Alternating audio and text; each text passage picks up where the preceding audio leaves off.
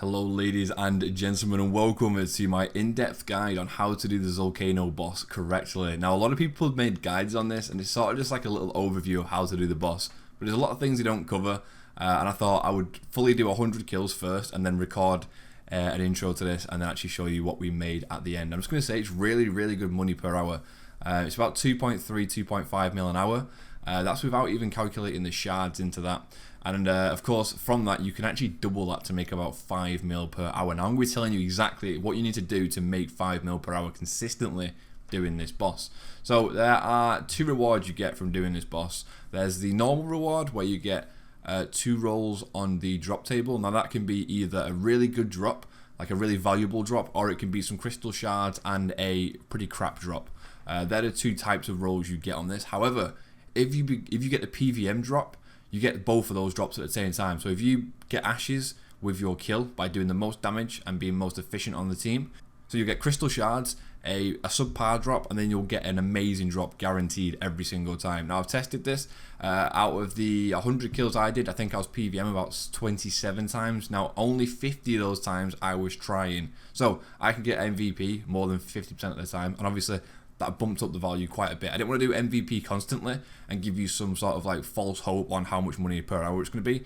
So like most of my kills were done without MVP, so please bear that in mind, but we still made a decent amount if you watched at the end, don't worry. So anyway, how do you get MVP? What is MVP? What should you be wearing? So first of all, I'm going to go over what you need to be wearing when you get in there. There is actually, I should bring over the base requirement first. There is a non-direct requirement to do this, which you need 70 mining for, and that's obviously after the completion of Song of the Elves. I believe after 70 mining, you can just do this boss anyway. And I'm pretty sure that it doesn't matter if you have a rune or a crystal pickaxe, if you're 3-ticking. I think if you are not 3-ticking, a rune one probably isn't going to be the best for you. But anyway, like I said, let's get into what you should be wearing. You should be wearing full graceful except for the body. The body needs to be a Varrock Armor 3 or 4. I've not tested it with 2. However, I can guarantee the hard Varrock Armor 3 works and the Varrock Armor 4 Elite also works. Like I said, I've been testing this with myself and I can guarantee the 3 definitely does work. You also need full graceful, like I said, apart from the body, and your best pickaxe. For me, it's dragon. I've not got a crystal seed yet, and I'm not buying one. They're about 9 mil. I just don't think it's worth it. Considering that I've been beating people with crystal pickaxes by 3-ticking, I don't think it's worth getting it just yet. However, if today people are still beating me, I'll go ahead and buy one. But at the moment, I don't think it's necessary. So in your inventory, you want 3 ticking supplies. You want an elf teleport crystal to get back to Prifdyness if you need to teleport out for any reason. You need a rune pouch because it drops several runes, so it's always good to just focus them down to 1 inventory space rather than 3. As well, of course, some house tabs, again, if you need to teleport out. You can teleport out of this boss, so if you're a hardcore Iron Man, warning, you can lose your hardcore status. If you die in here, you lose your hardcore status, as well as everything else in Prifdyness. None of it is a safe death, so you will be losing your items on death. However, you can go back in and get your items. It's not instant or anything like that. It's just very inconvenient if you do die. So I would recommend teleporting out before dying. And of course, the teleport crystal is just to get back to here. You can also reset your respawn location to just here. Like I said, the teleport crystal teleports you here. And if you run up the stairs real quick of the grand tree, I don't know what it's called, the crystal staircases, I don't know what this tree is called, the hub sort of thing. If you speak to this guy, you can actually change your respawn location to the same place the Prifdyness teleports you to. So that's a really good thing to do. If you plan on doing this a lot, I would recommend doing that just in case you do die. Of course, if you're a hardcore, like I said, wear Ring of Life, Phoenix necklaces, anything you can do, just make sure you focus. This boss can wipe you out pretty quickly. But anyway, I think we've gone over everything that you need. You need about 4 staminas and about 10 brews. You do want brews as healing food just because you can stay there for a lot longer.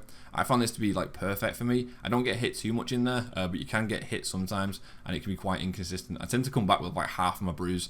It just depends on how the layout is and stuff. So by getting there, I should probably tell you which part of Prifdyness it's actually in if you don't already know this. So in Prifdyness, it's in the southeastern corner. It's near the bank, of course. It's near the mining stuff. Like, as you can see here, there's a mining shop, there's a furnace, and there's an anvil. This is also the quickest way to now smith and smelt and smith. Sorry, my bad. With a bank just being there. This is why this boss is so freaking good, because the bank is so close. It's phenomenal, guys. It really is. Alright, so Zalcano is a boss which is based upon points. Now, you don't actually see the points that you gain However, you'll know you're earning them when you're doing the mini game. So to start off with, always go into the room after a kill. Never go in halfway through. You can go in towards the start if it's only just started. However, you really need to be in there right at the start to get the MVP. And like I said, the MVP is crucial to making the most amount of money. However, guys, don't worry, if you're not working for the MVP, you'll still make a decent amount of money doing this boss. Don't worry. But anyway, I'm going to be going for those people that want to do the MVP and want to be doing the best they can do each time. Now, as you can see in these clips here, this is just some background footage of me doing it, and I get the MVP both of these kills that I'm going to be showing you, and the back-to-back as well. Just to show you how easy it is to get MVP if you really are focusing. So first thing you need to do is go into the portal. You can quick pass on the portal, that's perfectly fine. Actually, before you can even go in here, you need to talk to the woman outside. Just skip through the dialogue, it doesn't really matter. She just tells you a bit of backstory about the law of Zalcano. Basically, she's a Zamorak follower. I think she's Zamorak's sister or something. And she refused to betray her brother and ended up getting turned to a rock. It's quite a good law. If you want to learn about it, just go and talk to that lovely lady over there. So you go in through the south, through the gate or portal, whatever it is. Right click, quick pass, get in there. And you always want to go to the northeastern rock. Now I'm going to start the clip again just so you can see what I mean. There are 4 different rocks. As you can see, there is the northeast, southeast, southwest, northwest. Now, the reason there is 4 rocks is because one of them at the start of every rotation will start to glow. Now, this is crucial. The one that glows, you have a higher chance of getting double ores, triple ores, quadruple ores from it. Obviously, that stacks with your armor and the mining cape if you have it, but I'd recommend just wearing the Varrock armor. And then what you do is you get the rocks. As soon as you have about 5 rocks, now this depends on the team size. If you've got a huge team size, just get like 2 or 3. If you have like 4 or 5 people in there, try and get about 4 or 5 different rocks. The higher the team size, the less rocks you need, because more people are going to be killing Zalcano. The health and stuff doesn't stack on how many people in the room, so it really doesn't matter about getting more rocks per more people or whatever. It's actually the opposite way around. The more people there are, the less rocks you need to get.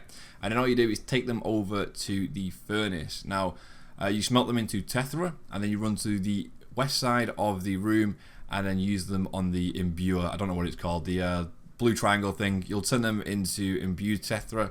They'll be blue in your inventory, black and blue, and then you just throw them at the boss. Now, there are rings that will spawn along the floor, red rings and blue rings. The red rings do serious damage to you as well as drain your run energy on time to time, and the blue portals do nothing to you negative. So if you can run over the blue portals, run over them if you're running to and from places. And obviously no portals are good. Do not ever step on the red portals or the orange portals, whatever they are. They will seriously kill you. And the blue portal, what you want to do is when you have Tethra, you want to be throwing the Tethra at the boss when stood on the blue portals, because what that does is that increases your damage and accuracy towards the boss. You're less likely to hit a 0 and you're more likely to hit higher. You can hit upwards of 24, 25 on this boss. And that's pretty much all you do. Once you've taken the boss's health down, there are 3 different rotations sort of thing. The boss will go down 3 times. So the first time you get the boss down, you run over to the boss. As soon as she hits the floor, start mining her. You can use your miner about 4 or 5 times. Again, it depends on the team size. The more people that are in there, you might only get 1 or 2. And the less people that are in there, you might get 5 or 6. And then what you'll notice is one of the rocks will be glowing again. Once the boss's health goes down to 0, she will stand up again, at which point you want to run to the next rock, the glowing rock. Keep killing the, mine the rock again, get your ore, turn it to Tethra, go back, imbue it. Keep repeating this 3 times and the boss will be dead. Once the boss has died, you will get some loot on the floor. Now, the way to know if you've got the MVP is you will get the ashes on the floor. If you see ashes on the floor, that means you got the MVP, you got the most points and stuff like that. Now, one bonus fact for you here. People say to ignore the golem. Do not ignore the golem. The golem is crucial to get an MVP as well. It is the easiest way to get Tethra. If you kill the golem, it has 14 health. If you have some Tethra in your inventory and you're in a small team, kill that golem. Not only does it heal the boss 50 health if it gets to it, but if you kill it and do full 14 damage, you get 20 Tethra off it. You can go and pick up the 20 Tethra and just send it to the boss. So if no one else, if there aren't any portals on the floor, people tend to wait for the blue portals before they throw their Tethra. However, if you get that 20 Tethra off that golem, it doesn't matter if there's a blue portal on the floor. You can just keep sending them Tethra at the boss until it dies. You will get MVP more times than not doing that. That's how I always do it. And no one knows about it. People just genuinely don't kill that golem. It's ridiculous. Alright, so quickly, let's go over everything that can cause damage in this guide. So there's a lot of things that will damage you. The first thing being the red portals, which have already been over. Do not stand on them, they will kill you. The second thing that can hurt you is when the Zalcano hits the floor, you'll notice that dust drops from the ceiling. That means a huge boulder is going to fall on that spot. Make sure you're not running to one. The sort of like shadow doesn't show until it's pretty close to the floor, so just watch out for those. You'll sort of get like the hang of things once you're watching it and once you've been playing it for a little while. Zalcano will also hit the floor sometimes and it'll do just instant damage to you. Usually it's very low, it's usually about 5 HP. I think this stacks or depends on your HP level at the time, but it doesn't hit very hard, so I wouldn't even worry about that one. One other thing that she can do is when you're mining a rock, you'll notice that she fires out a fireball. Now the time she does this, there's 2 times. One is when it's coming directly for your rock. If it is coming for the rock you're mining, get away from it because that can hit like up to 40s. And the second time she'll do it is when she's spawning a golem. So watch out for both of those. Obviously killing the golem is very beneficial for you if you have some imbued Tethra. And of course, if it's coming for your rock, move away from it because you don't want to die from getting hit off that. When that does happen as well, the glowing rock will change to another rock in the 4. So don't worry about that. The other thing that can really damage you is if you stand under Zalcano or near Zalcano when she goes down. It's sort of like, imagine like lava on the floor. It doesn't actually show it, but you will get hit constantly for like 30s and 20s, if not higher. So that's what wipes me out most of the time. Sometimes if there's a lot of people in the room, Zalcano will flicker. That's just a graphical glitch because there's so many people in the room, it doesn't render Zalcano properly. So I've seen it before where a team of like 40 people all got wiped out just because everyone was trying to click on her. Everyone walked underneath her and everyone just died. So just watch out for that, especially like whilst it's still new content. But apart from that, I'm going to roll into the final clip, which is going to be the rewards, how much money you make doing this, and beware guys, it is phenomenal. Alright ladies and gentlemen, we are done with the 100 kills. It took me about 4.5 hours and that included banking time and a little bit of downtime between hopping worlds and stuff just to find the best world. Now, MVP is incredibly important whilst you are doing this, so if you can 3-tick, that is amazing. I will have gone over that already. I'm recording this bit before I do the intro just because I wanted to understand more about the boss, how to do it effectively and efficiently, and how you get the MVPs and stuff. So I'll have gone over that already, hopefully. But anyway, let's get into the loot, the meat potatoes, the things that everyone wants to know. How good is this boss? Oh, well, this skilling boss, I suppose. So it's not really there for XP, it's mainly there for the loot, and as you can see, the loot is phenomenal. I've got it all in my inventory, it all comes noted and stuff, so that's fantastic. The one thing you will notice is I have 160 crystal shards. Now, I'm not going to put a value on these, as I'm going to be keeping them for the crystal weaponry tools, things like that.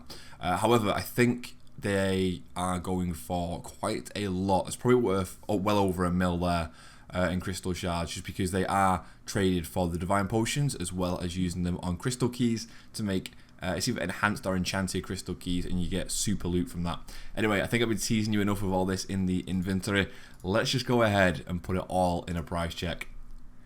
10.4 mil. That is insane. That's actually ridiculous money. And the supplies you get and stuff are phenomenal as well. Like if you're an Iron Man, this is going to be so good for you. Like rune bars and stuff. Like, that's just amazing. You get them so often, as well as the rune ore. You get similar amounts of rune ore as well as rune bars. So yeah, that's not bad at all. I was there for about 4.5 hours. So I did 100 kills in 4.5 hours. I made I did it as 10.5 mil. So 10.5 mil equals 105k per kill. And you make an average 2.3 mil per hour, and that is not including the shards. Now, I did use quite a few brews and stuff, but as you can see, like brews just aren't worth that much money. So we'll just say we used 100 brews. I don't think we even used that many, and we'll just say we used like 50, maybe about 30 staminas. Like that, honestly, you don't really use that much as long as you're doing it properly. It's about 500k. So still, it's like 10 mil. Which is ridiculous. That's just in pure profit. It's phenomenal. It's just so good. Anyway, I'm going to go ahead and do some more of this, just in case you do nerf it. And I'm going to go and record the intro now as well, because I haven't done that just yet. Peace.